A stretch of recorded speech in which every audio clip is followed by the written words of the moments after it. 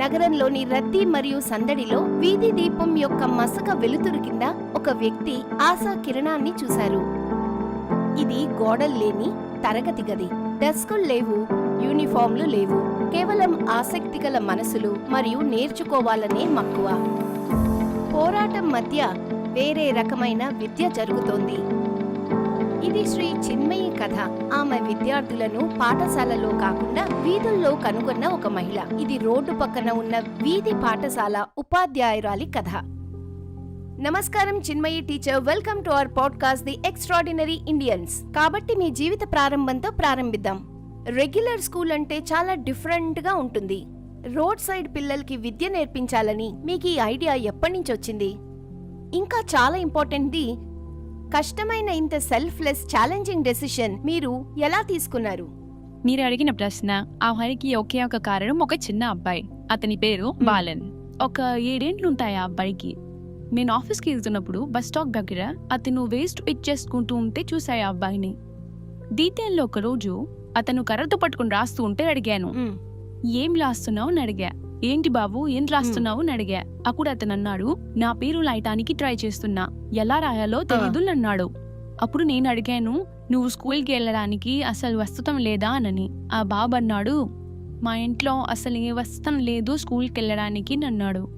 అప్పుడు అనిపించింది నాకు, బాలన్ లాంటి పిల్లలందరికీ కూడాను ఎంతమంది ఉంటారో స్కూల్కి వెళ్ళలేని వాళ్ళు.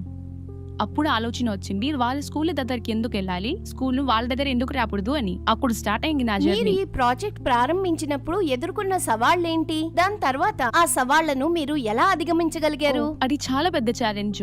వాళ్ళకి ఒక క్లాస్ రూమ్ లేదు. అంతకన్నా పెద్ద కష్టం ఏమంటే వీళ్ళ ఫ్యామిలీస్ అంతా మైగ్రేట్ అవుతూ ఉంటారు. ఫ్యామిలీస్ మూవ్ అవటం మాత్రమే కాకుండా పిల్లల్ని పని చేయటానికి ఫోర్స్ చేస్తూ ఉంటారు. కానీ ఈ పరిస్థితుల్లో సాధారణ బోధనా పద్ధతులు పనిచేయవు.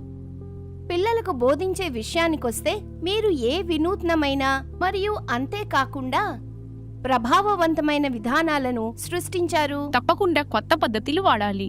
టు లెర్న్ ద నంబర్స్, వెళ్ళే ట్రక్కుల మీద నంబర్స్ ని లెక్క పెడతాం. శుభ్రత గురించి నేర్చుకోవడానికి సూపర్ సేఫ్ అనే గేమ్ ని ఆడేవాళ్ళం. పిల్లలకి స్టోరీస్ అంటే చాలా ఇష్టం. అంతేకాకుండా కల్పనా చావ్లా స్టోరీ అంటే ఆడపిల్లలకి చాలా ఇష్టం. అలాగా పిల్లలకి క్లాస్ లో కాన్సన్ట్రేషన్ ఉంటుంది. ఇంకా రోడ్ మీద ఉండే డిస్ట్రాక్షన్స్ డిస్టర్బ్ చేయవు.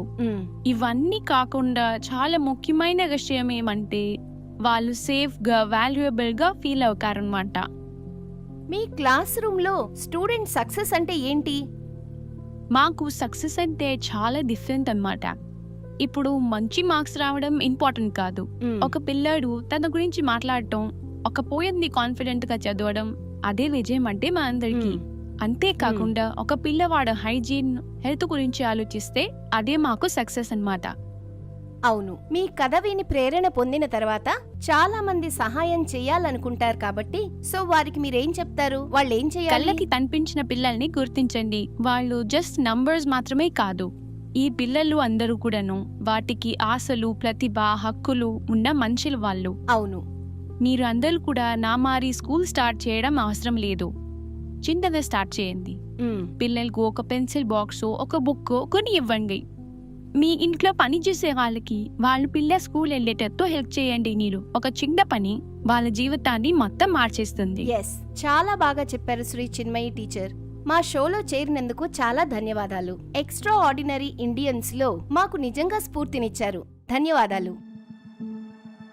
లక్షలాది మంది నివసించే నగరంలో ఒక వ్యక్తి అంకిత భావంతో ఆశను చిగురింపచేసే స్థలాన్ని ఆవిడ సృష్టించింది.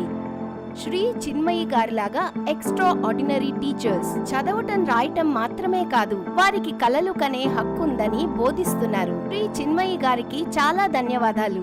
దయచేసి ఈ ఎక్స్ట్రా ఆర్డినరీ పనిని కొనసాగించండి.